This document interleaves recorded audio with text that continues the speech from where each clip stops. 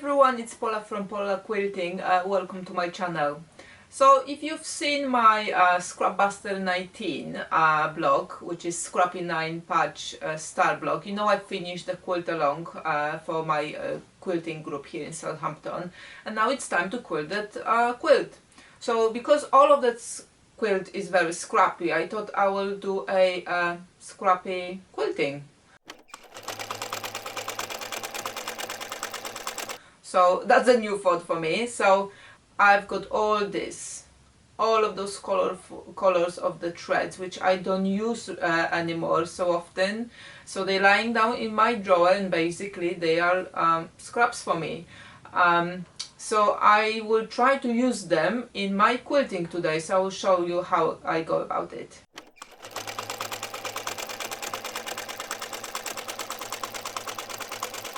Both of my quilts for the quilt along are more or less around blue, green, pink and purple. So I've picked up from the box those colors of the thread. So I've got prepared 2 spools each. I'm sure it's not going to be enough, but that's how many spools I had left free to wind. So what I will do now is I will make a pattern, you know, with just normal walking foot or normal foot if you don't have a walking one. I'm not even using walking because my machine doesn't like one.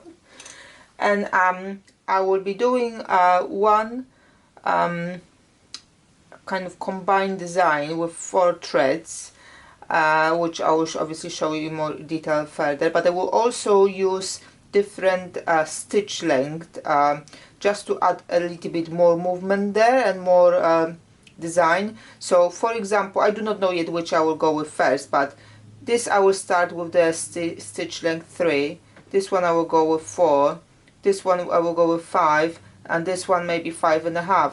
I will see how they look, and I might need to adjust the stitch length just to depending how it will come up on the fabric, so we all see it together. What I will achieve by doing that is that even if I've put all of those 4 threads quite densely close to each other, I will not have a lot of thread or holes or the density of the stitch to make it very stiff, and that's what I want to obviously avoid.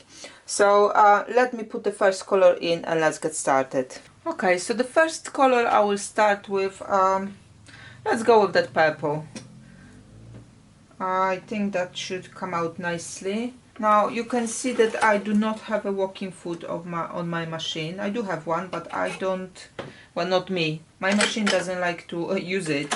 I don't know why. Every time I'm using a walking foot, it's just the tension doesn't pull correctly. So I've stopped using my walking foot a while back, but I have not had the issues with the quilting. So it really depends on the machine you've got, whether it's capable of pulling all the bulk, you know, with just a normal foot or not. Now my quilt is just got 2 layers because it's going to be Linus quilt, and they like to have it backed just with the fleece. So I only got 2 layers to put together, so maybe that's why it's easier as well.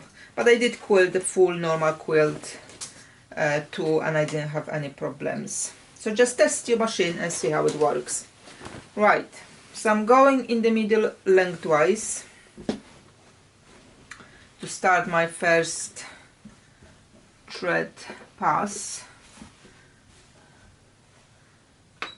Let me just set up the machine. So like I said, in here I will go straight away with 3 stitch length, and let's see how it is going to look. And it's not going to be straight stitch, I'm going to be waving, because then I will entwine the other colors with that one as well. And there is no really any pattern how I'm waving it, it's just how I feel. Now after a few stitches, it's good to check how it looks at the back, whether you need to adjust something to make sure it's showing correctly. I think I've got too high tension slightly, so let me just release it and I will carry on.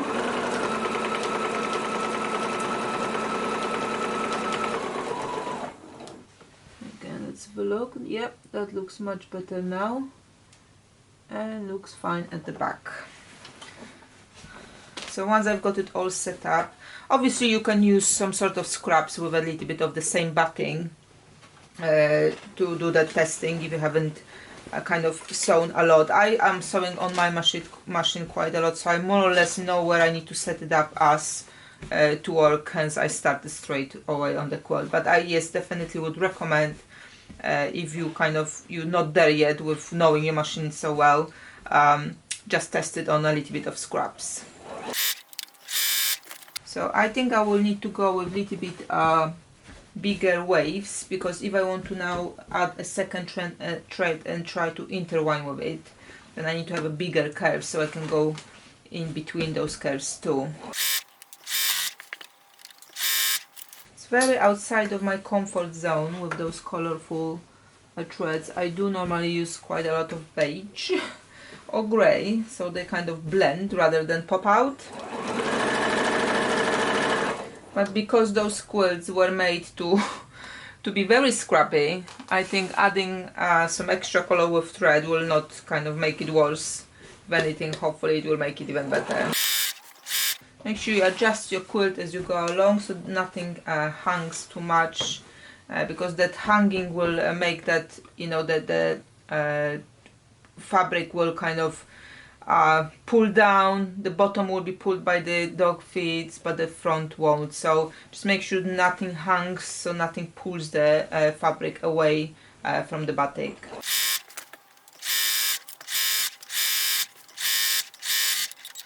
Okay, so before changing to the next thread, I would normally go and just do the whole quilt with that line or that color before I, you know, then start on with the second one. But obviously I want to show you quickly how it will look. So I will just make one more line with that purple color, and then I will change to the next one.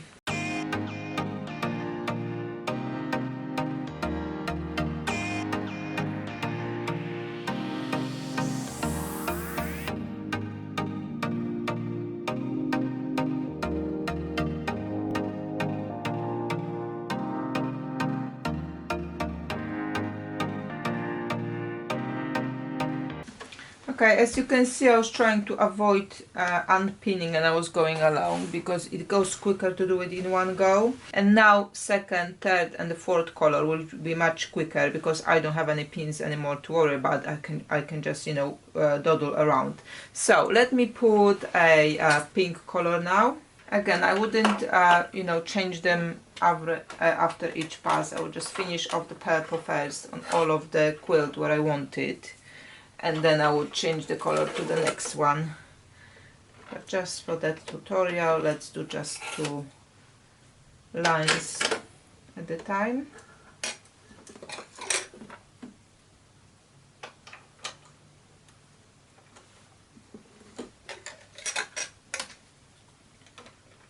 So I will now increase to 4.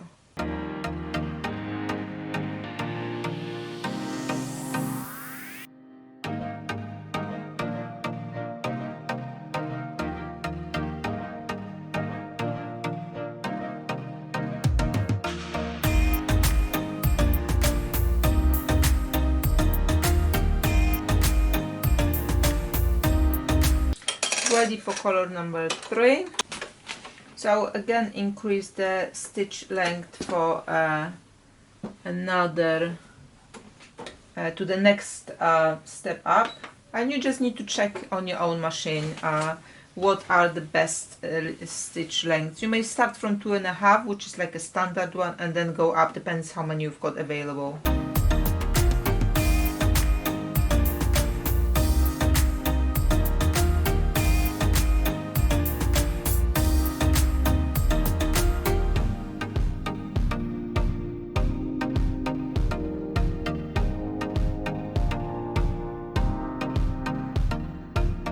I have to say, it's starting to looking really good. I really do like it. So with the thread number 4, depending how you weave your threads, you probably want to kind of get into the spots where there's a little bit too much blank So I will be going a little bit slower with that last one, just to have a little bit more attention to where I'm going with the thread, and try to fill in those gaps. You know, there's nothing to stop to put another thread with the same color if you think you don't have enough lines somewhere. So this is all about being free with those lines and just let your creativity go about, you know, with it. Back looks even better than the front, because the only thing you can see are those colorful threads. So I will take a close-up picture when I finish to show you. Oh, I need to increase the stitch length to the next point again.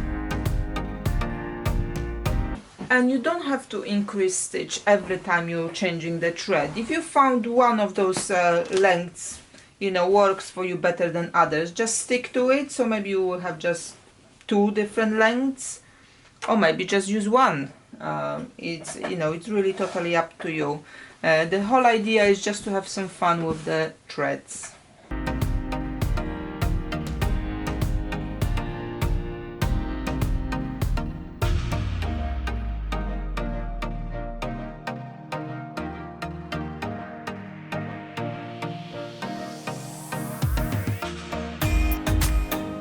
Okay, so I did 4 on each kind of pass, and it really looks nice.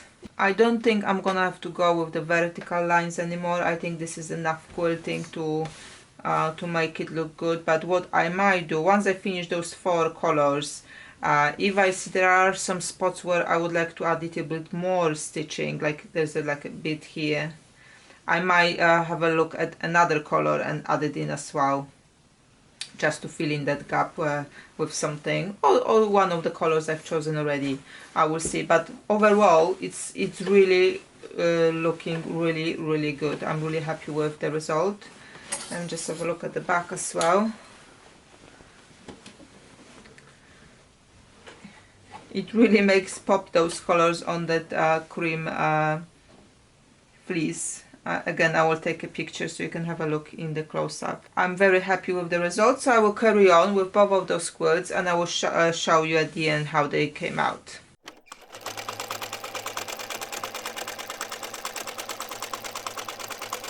So I finished quilting my scrappy quilting type of the sewing.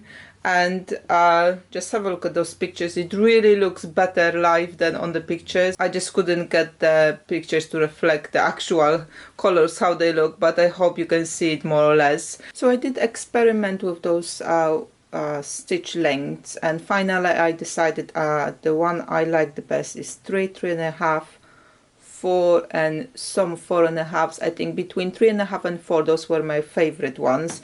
But I still kept going with mixed. So the wave ones went quite quickly, but I also tried the zigzag ones. And if you want to have a quick quilting, don't do zigzags, because you have to stop, you know, and pivot the quilt, and then pivot the quilt, and then pivot the quilt. So there's a lot of stop points where you kind of you waste, or well, not waste, but you use your time there.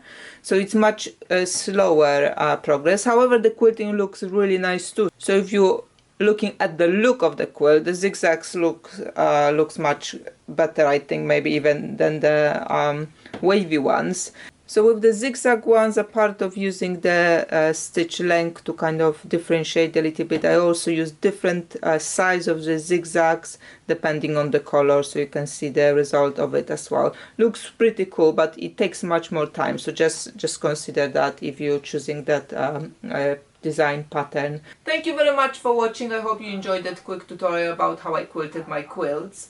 So the next thing is going to be to bind them. So please keep watching for a tutorial on the scrappy binding. Thank you for watching, and see you next time.